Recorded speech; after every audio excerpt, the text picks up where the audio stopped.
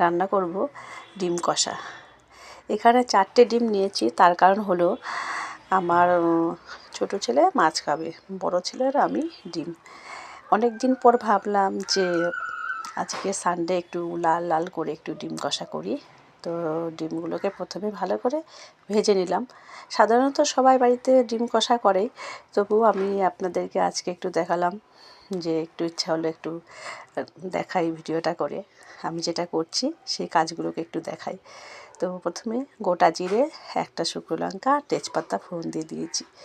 দিয়ে তারপরে আমি টমেটো কেটে রেখেছিলাম, একটা বড় সাইজের টমেটো নিয়েছি, সেটা হাফ করে কেটে টুকরো করে কেটে দিয়ে দিলাম। আর একটু নুন দিয়ে দিয়েছি যাতে টমেটোগুলো ভালোভাবে গলে যায়। আর একটু চিনি দিলাম, যেহেতু বললাম আমি এটা লাল লাল ডিম কষা করব, তার জন্য একটু চিনি দিয়ে দিয়েছি যাতে কালারটা ভালো আসে।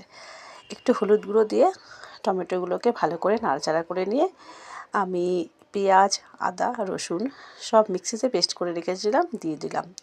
এবার আমি মশলাটাকে ভালো করে কষিয়ে নিচ্ছি যাতে কাঁচা গন্ধটা চলে যায় আদা রসুনের, এটা কষানো হয়ে গেছে। এবার আমি সব মশলাগুলো দিয়ে দেবো একে একে। জিরে, ধনে গুঁড়ো, লঙ্কা গুঁড়ো, হলুদ গুঁড়ো আর একটু কালারের জন্য দেবো কাশ্মীরি লঙ্কা গুঁড়ো। অনেক দিন পর মনে হলো যে আজকে ডিম কষা করি। এখন ডিম কেনাও মনে হচ্ছে আমি সোনা কিনছি, কারণ ডিমের দাম কিন্তু প্রচুর হাই। এখন আপনাদের ওখানে কত জানি না, আমাদের এখানে তো 15 টাকা জোড়া সব জায়গাতেই। মানে ভাবছেন ডিম খাচ্ছি না কি সোনা খাচ্ছি, ভাবাই যাচ্ছে না। আর হাঁসের ডিমের কথা না বাদই দিলাম। তো ভালো করে মশলাগুলোকে কষিয়ে নিচ্ছি, সামান্য একটু জল দিয়ে এগুলোকে একটু ভালো করে কষিয়ে নিচ্ছি। এবার আমি ডিম দিয়ে দিচ্ছি, 4টে ডিম, 2টো ডিম আমার দুবেলার আর 2টো ডিম বড় ছেলের।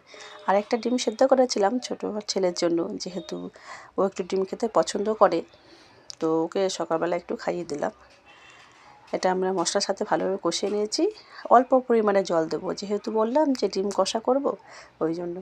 এই ডিম কষাটা কিন্তু ভাত, রুটি, পরোটা সব কিছুর সাথে ভালো লাগে, এমনকি ফ্রাইড রাইসের সাথেও তো দারুণ লাগে। আর ডিম বলতে সবাই কিন্তু প্রিয়, কেননা ডিমে যেহেতু কাটা বাছার কোনো ব্যাপার নেই, আর রান্নাটা বেশ ঝটপটে হয়ে যায়। একটু নুনটা কম ছিল, একটু নুন দিয়ে দিলাম, আর একটু গরম মশলা গুঁড়ো। আর ওপর দিয়ে শীতকাল যেহেতু ধনেপাতা তো থাকবেই ঘরে, তো ধনেপাতাটা দিয়ে দিচ্ছি। ধনেপাতার ফ্লেভারটা বেশ ভালো লাগে সব কিছুতেই, মাছের ঝোলে, ডিম কষা, চিকেন কষাতে দিলেও ভালো লাগে ধনেপাতাটা। ধনেপাতার চাটনি বলুন, সব কিছুতে যেন খুব ভালো লাগে। তো এটা আমার হয়ে গেছে, গ্রেভিটা একটু রাখলাম যাতে ভাত দিয়ে খাবো, তো ওই জন্য। তো কেমন হয়েছে, যদি ভিডিওটা ভালো লাগে তাহলে অবশ্যই লাইক ও শেয়ার করে দেবেন। সবাই ভালো থাকবেন, সুস্থ থাকবেন, সাবধানে থাকবেন। টাটা, আসি।